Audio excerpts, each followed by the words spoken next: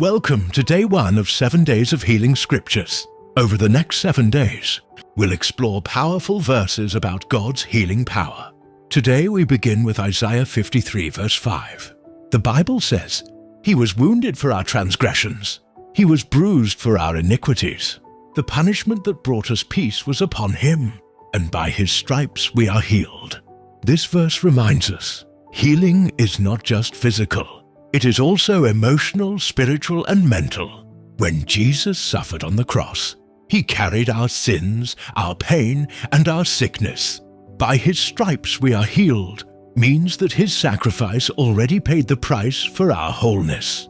Healing is not a future promise. It is a finished work of Christ. All we are called to do is believe it, confess it, and walk in it daily. Let's pray together. Lord Jesus, thank you for the sacrifice you made on the cross. Thank you that by your stripes we are healed. I receive your healing for my body, my mind, and my soul today.